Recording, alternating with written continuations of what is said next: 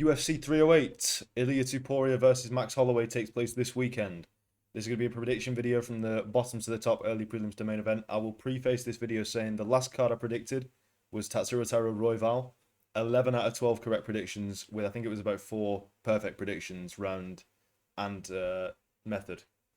So we're buzzing. We were buzzing after that. It was incredible. Great card for predictions. We're going to continue it today. Starting from the early prelims. Starting off with Ismail Nordiev. I don't know how to say his name. It's a common theme with a lot of these on the prelim. Bruno versus Bruno Silva. Now, Nordiev is the favourite. The very slight favourite. It's near Pick'em odds. I might have a wrong read on this. I think Bruno Silva has the better wrestling. I think Bruno Silva has the more dangerous hands. Nordiev is in his last 4 fights 2-2 on the. It's not regional scene. I think it's a bit of a journeyman at this point. Multiple promotions. Just doesn't look good. When I saw this matchup, I thought it's got to be short notice because that's why he's back in the UFC. No, it's just been made. He's just been re-signed. I don't really know why, but I think Bruno Silva's just gonna have a field day. Bruno Silva's been unlucky with Chris Weidman. With the Chris Weidman's a good wrestler. Weidman was on his way to winning that fight anyway, but the eye poke TKO doesn't help. And Shara Magomedov, awkward, just an awkward fighter. Especially, I think that was his debut. Shara's debut. So not too much known on how he fights. Possibly for Bruno Silva, maybe not knowing that he had to implement the wrestling that late on. But I think he'll have success in this one. I think we get back in the win column. I'm going bad decision. I don't think he's going to put him away. Though he could overhand right knock him down. I don't think it's going to happen. I think it's going to be a very boring, maybe 29-28 decision to Bruno Silva, utilising the wrestling. Moving up the card. Ibo Aslan versus Rafael, and I'm just going to call him Rafael. I can't pronounce that second one. I've tried. Rafael. From the Brazilian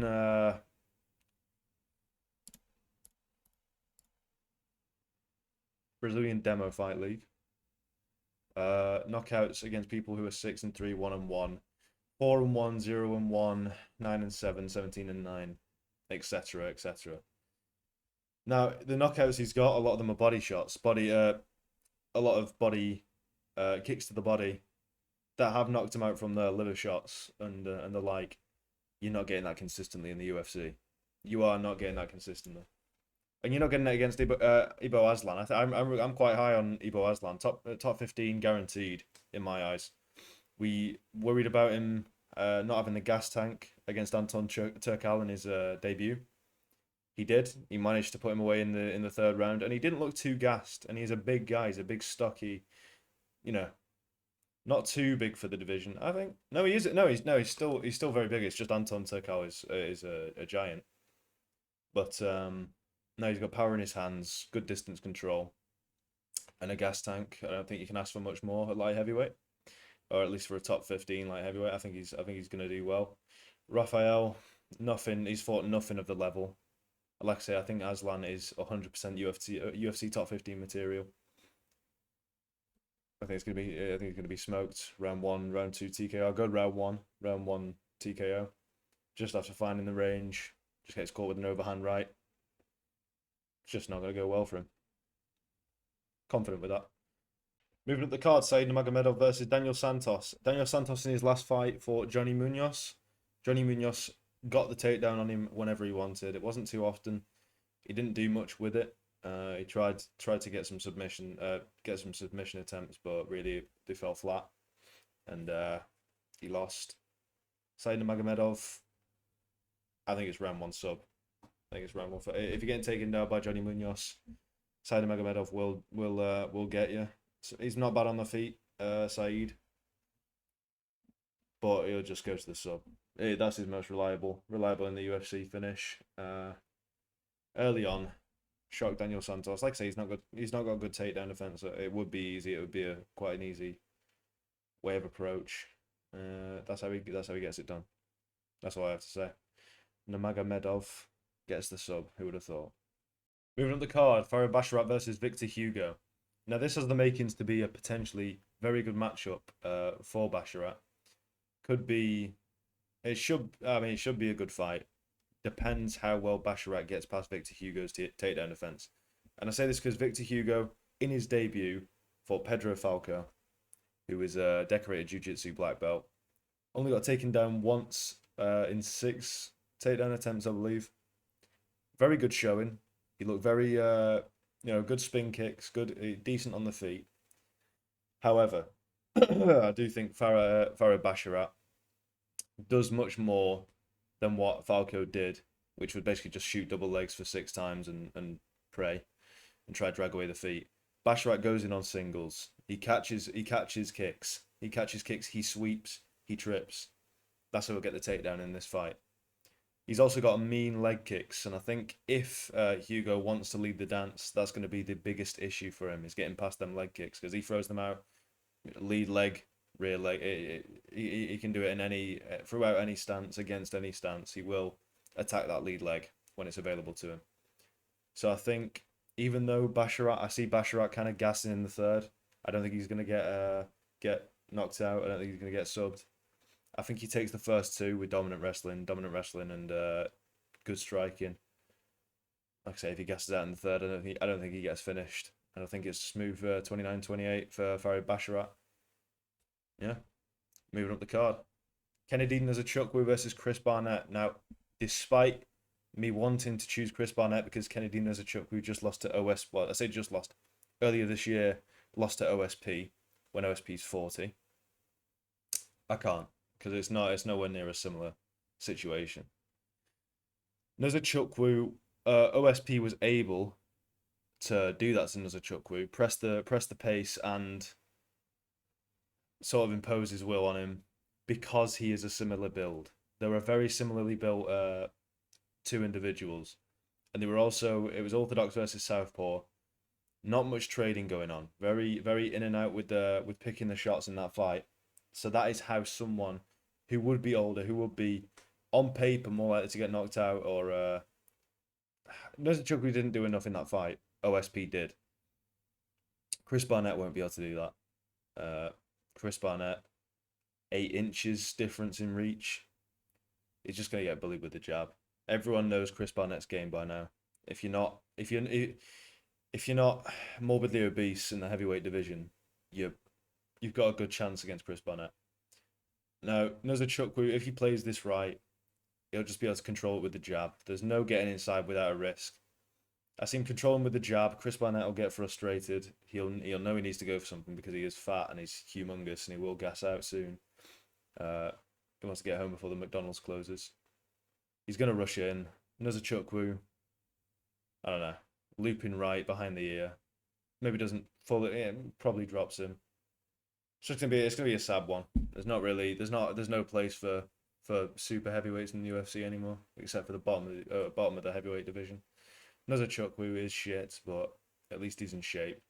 That's just what's gonna happen. It's very sad. Round 1, TKO for Kennedy Nzechukwu, and we move up the card.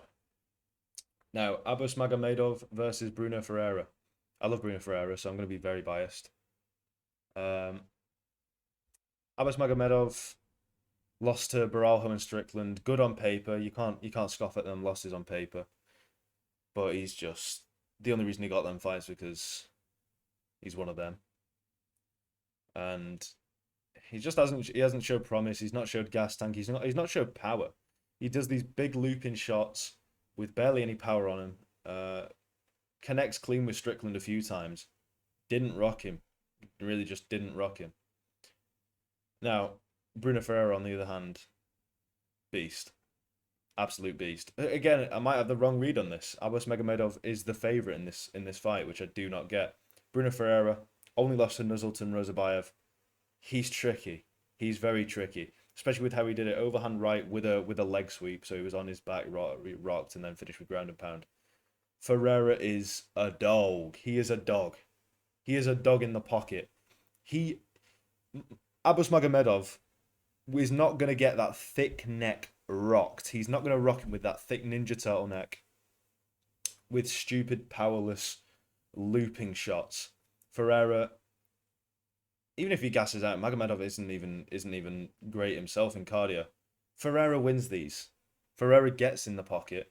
I see him ripping. I see him absolutely rip into Magomedov in the first round. Close to the end of the round, it's going to be a one-sided scrap. There's not going to be much. Maybe Magomedov lands like 2 counters. That's it. Ferreira 1-2 rips to the body, uppercut. It's done. Magomedov's on his way out of the UFC. Please, yeah, Diego Ferreira completely gassed out after the second round. I think probably was during the second round as well. He was finished in the third. It was just a matter of just piecing him apart. It was ugly. Oroblai has got a chin. We've seen he's got a chin. He's got great grappling. He's got great stand up. He's not top level, I don't think, but he is like he's an incredibly well rounded, just lightweight contender. He'll be up there. He will be a contender. I don't see him getting put away in the first. I see if he wants to, he will go to the grappling happily. There's no issues with that. Oh my god, the reach difference as well is crazy. Oroblai could. I've got a round three Oroblai prediction for this. Round three knockout, which is it's decision or round three knockout for me. It's gonna be round three knockout because that's rarer. But Oroblai's just gonna mix it up, get past the first round. Rubeski's gonna he's got nothing for it after the first round. I think these three last wins have been in the first round or second round, and it shows because he's not going past the first and second round and having steam left to give. Oroblai 5 years younger as well. Love to see Oroblai keep going up. He's not a boring fighter. He's actually good on his feet, so it's nice to see. Nice to see not one of these Eastern hype trains that are actually, or performing hype trains that aren't just terribly boring. But yeah, Murtek Oroblai, round three TKO. It's a long shot, but I'm definitely going with him. This is one that I just don't want to predict. Jeff Neal versus Rafael dos Anjos. Dos Anjos is old. Jeff Neal's not far off, but he's still got it. It comes down to a difference in like recent opponents. I think it was Dos Anjos lost to Jeff Neal, someone else. I forgot. I could look while I'm lazy. Jeff Neal hands of steel. He's got power. He put it wasn't a walkthrough for Ian Gary, which we like. I think Jeff Neal, the bigger reach, the younger man, the more athletic. Yeah, I think he gets it done. I think he can absolutely catch Rafael dos Anjos. We wouldn't expect this to go to the ground too much. If anyone, it would be Rafael doing that. Jeff Neal round two. Worst prediction of the card. That will probably wrong. I just didn't want to predict that fight. It's just an ugly one. But yeah, I'm going Jeff Neal round two TKO. Moving on to, I think this is the main card. Sharo Magomedov versus Armen Petrosyan. Once again, Sharo Magomedov gets no one with any grappling credentials, any wrestling, and he gets a flat-footed striker. They just love to give Sharo, the greatest fights that you can possibly have. For some reason, it's always in Saudi Arabia, but I don't know why that is. But yeah, you can say that Petrosyan dealt with Christian Leroy Duncan's style, and it's sort of similar because he does throw out a lot of weird unorthodox kicks and strikes. But Christian Leroy Duncan doesn't move like Sharo Magomedov. He very much commits to his overhand rights. He commits to his whenever he throws in general. He commits to his wheel kicks. His wheel kicks always landing in like a no man's land of where his head's just down and he's just open for a counter, which we saw against Petrosyan. But Sharo Magomedov bounces in and out in the karate sort of stance. He never leaves his head exposed like that. He's always, it's like with the kicks. The kicks aren't looping. The kicks are very straightforward going up. Up, just teeping at the legs. It's like people can say it's entertaining, because it's, it just is like bouncing around. When you've seen it 3 times in a row, and that's all he does when it's just kicking to the leg 3 times in a row, it's just boring. And they need to just give him a grappler or someone who actually has dynamic striking. But it's just going to be Sharo Magomedov. I don't see him putting Armen Petrosyan out. I think it's going to be 29-28. Just going to be bouncing on the outside like a little retard. It just is what it is. I hope the Cyclops gets killed, but I'm predicting that he gets the decision win. Even if he loses, like I say, Saudi Arabian crowd as well. That's always a big factor. The betting odds should be influenced by that, which I think they are. if it goes to a decision, it's probably going to be the Muslim fighter getting it. Either way, moving up the card. Magomed Ankalaev versus Alexander Rakic. I think this is going to be the surprise snoozer of a card, not sleeper, snoozer. It's going to be a snoozer fight. I just don't think a lot's going to happen. I think it's going to be a very tame first round. Rakic knows that Ankalaev isn't Yuri. You know, he's not going to dispense as much output as he did against Yuri. It just so happens for Rakic that it's unlucky that Yuri literally has a granite chin when he wants to. He does have he has a granite chin against everyone but Pereira, but that's just how it is. But it's going to be much tamer. He knows the threat that Ankalaev has in his hands. Like I say, Ankalaev probably, depending on how the fight will go, he may not even shoot a takedown until very late in the second or third round. We'll see.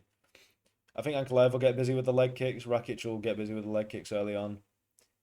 I think Ankalaev just starts stealing the rounds with body shots. Just strikes to the body, trying to set up something to finish it at the head. It's a very boring prediction, but I think it is just Ankalaev by decision. Don't see much happening. Maybe Rakic panics in the third round if he thinks he's losing. If it looks like he's losing, maybe he throws something wild, gets caught. I don't think Rakic puts him out though. There is a world where he does outstrike him in certain rounds, but I think Ankalaev, if he needed to, he'd happily go to the ground if that did start to happen. He'd start properly rallying to get the finish, or to just secure the third round. Yeah, Ankalaev by decision. I'm probably getting a lot of these right, but for the wrong reasons. But moving up the card. Lerone Murphy versus Dan Ige. Lerone Murphy against Barboza. It was sad. It was like beating up a corpse.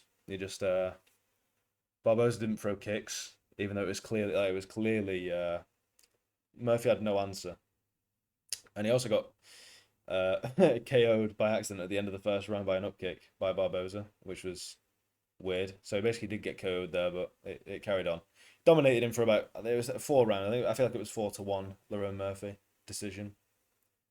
He was just controlling the 1-2. It wasn't really. It was just constant. There was nothing really dynamic about his game in that fight. That was his best fight to date, but that's because Barboza really was. He was finished, and he is finished at the moment. There's nothing to it. Dan Ige will not just sit there and take 1-2s. He's a beautiful boxer, great boxing. He will fire back. Now, I think this is how I see the fight being. This is how I see the fight going. I don't see anyone getting finished. If anyone's getting finished, I think it's Lerone Murphy. However, I don't see anyone getting finished. I think Dan Ige lands the better shots. I think he lands the more significant shots. I think he can pick his time. I don't think Lerone Murphy will really incorporate the kicks too well since he had such success against Barboza. I think what will happen, I see a robbery happening. I think what will happen is Dan Ige 29-28 on significant strikes. But Lerone Murphy may look more active in certain rounds. Maybe a small differential, but when if Lerone Murphy just decides to hit the guard, if he decides to throw and overpower volume, I think it could absolutely work. Dan Ige, though, on 4 hours notice against Diego Lopez, having such crisp boxing and being able to adjust, I think with a full camp, he absolutely schools Lerone Murphy on the feet. I think it's a different level. But we'll see. Yeah, I'm going Dan Ige by decision. I think he 29-28s it. And hopefully that's right. I love a good old Dan Ige. We better get a win after that Diego Lopez step up. And up the card, co-main event, Robert Whittaker versus Khamzat Chimaev, shitcoin Chimaev. Almost drew to Usman. Almost drew to Usman, who has less mobility than my grandmother in a Zimmer frame. But that's all right. Got 4 out of 12 takedowns on no knees Usman. Moving up on 2 weeks' notice to middleweight. So, what is there to believe in Khamzat anymore? I think he's fell off phenomenally. He's really not like Kevin Holland in the current generation of who he's beat, who's fantastic. Like, come on. He really hasn't. He's not been proved. He's not been proved by the top level of middleweight. And this is his test. It's Robert Whittaker. Robert Whittaker is definitely the better fighter. Now, if Usman can shake off 8 takedowns from Khamzat, and really Khamzat didn't do a lot with the takedowns. It was possible 10-8, and it was definite. I think it was definitely 10-8 in round one of the Usman fight. But he wasn't threatening the subs really. It was damage, but he wasn't threatening the subs. I think Robert Whittaker is one of the best middleweights in the world. It's not controversial. He will stuff the takedowns. I think he's definitely. Well, I think he's 100% better on the feet. That's my take. He's 100% better on the feet. If he can stuff the takedowns, he's won. Over 5 rounds, he's won. He's won easily. And also, Khamzat, even though everyone goes on about how hard he trains and all that, Usman fight, 3rd round, he looked shattered. He almost let it get away from him. He really could. If he wasn't tired, he would have done more to secure that 3rd round. It was really just the takedown at the end that secured that. If not, it was probably Usman who then got that round and got the draw. But I don't see Rob doing it. I see Rob as the much. It's hard to say fit because, like I say, Chimaev is like a. He clearly trains hard, but the cardio is just not there sometimes. And whether you could say it with so many illnesses, so many having to pull out so many times. I think Rob Whittaker takes him. I think Rob Whittaker takes him in the championship rounds. This is a 5-rounder. I don't see him finishing Chimaev. Maybe I don't know. I don't know. Either a late. I feel like a late stoppage. Not a late stoppage. A late rounds stoppage by Robert Whittaker. TKO coming in the later rounds. I think he schools him. I think Hamzat's just not like you can't take a year away from the game. You can't take a year away from the game and have it not affect you. I'll eat my words if he wins, but for the prediction, I just don't see it. I don't see it. I think I am going to go decision though. I don't think Hamzat will be finished, but I think it's going to be 4-1, 4-1, 3-2 to Robert Whittaker, and then he gets the title shot, which would be beautiful because Strickland does not deserve it. But either way, moving up the card, Ilia Topuria versus Max Holloway. Now, if this was, I think that the kicker is it's at featherweight, and there's one piece of media that really just solidifies that Ilia will win this, and it was a year and 2 months ago, Max Holloway versus the Korean Zombie. He was getting clipped in that fight. Obviously, I think it was the 4th round, knocked out the Korean Zombie, but 1st round he had he was rocked by the Korean Zombie, the 38-year-old. I think it was 38 at the time, or maybe 37. Korean Zombie. That's not going to happen with Topuria. If Korean Zombie can do it, Topuria can do it, and he will finish the job. He really is like I want Holloway to win. I want Holloway to win this. Well, Topuria, he'll see that he's cracked, and he will not. He'll let him. Maybe Holloway fires back. It doesn't matter.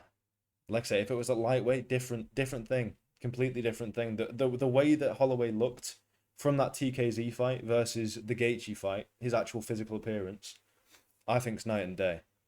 And I really think without that bulk, which he should have, he should be a lightweight. I think. He's just not there. He's not going to be able to defend it. I think it's Ilya springs him. Maybe it's a right. Maybe it's an over the hand right behind a jab, rocks him. And although he's not going to go down as easy as Volk, I think Topuria just lays it on him. He just stays inside the pocket. Holloway might run away. I think he's going to look for it early. I don't think Ilya wants to string it out with Max Holloway for 5 rounds. So I'm seeing a round 1 TKO.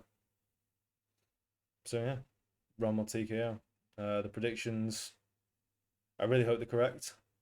I want to keep my something like a 93-94% prediction rate from the last one, which wasn't bad. 14 male fights. Like I say, I only predict male fights anyway, so this is a very good card. Be looking forward to this. 3 p.m. UK time. Lovely. Lovely jubbly. Right, be looking forward to it. Thanks for watching. Bye-bye.